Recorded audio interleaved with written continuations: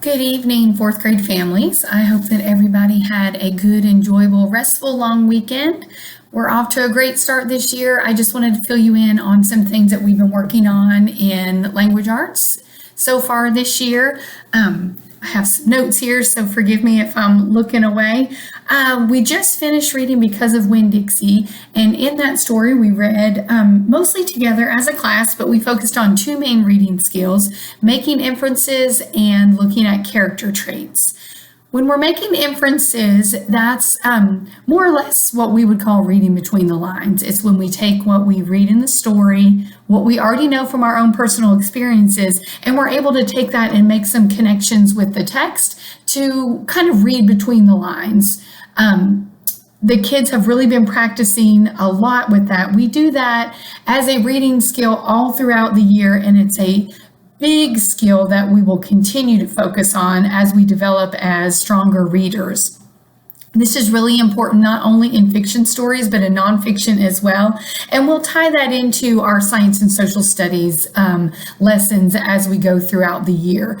A quick little lesson for you with making inferences. I have a little picture book story here, The Spiffiest Giant in Town. A couple of things that we did with making inferences. We had a picture that I had the kids look at, and we just tried to think about what we saw in the picture, some things that we know about life in general, and we made some inferences as we looked at that. For example, in this story, this giant's a little upset with what he has, and then he makes some changes and ends up taking his skills and ability and helps out some friends. For example, in one part it says,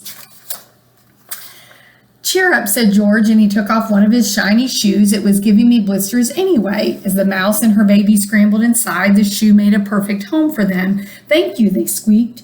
George had to hop along the road now, but he didn't mind. As he hopped, he sang to himself.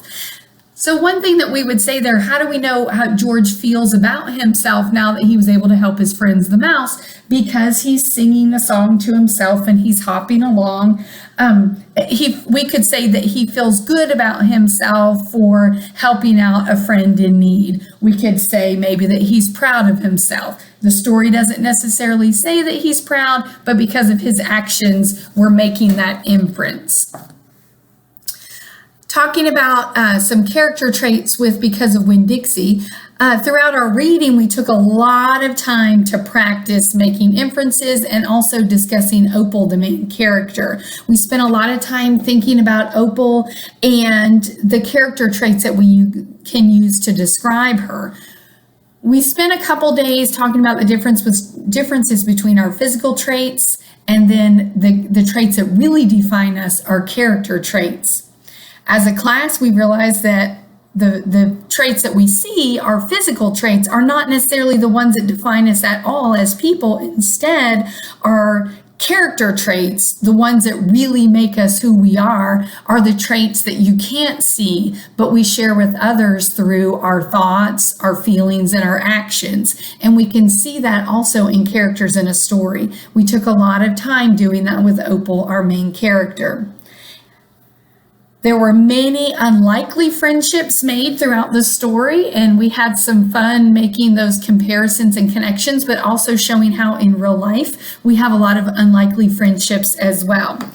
This is one of my favorite stories. I really hope that your child enjoyed it as much as I did. We had a lot of amazing discussions at the end on Thursday and Friday, taking some time to reflect on Opal and the different friendships that she's made. I'd like to challenge you to talk to your student about some of those unlikely friendships that we found in the story and see if they can explain some of those to you and see how they can relate that to their own lives as well.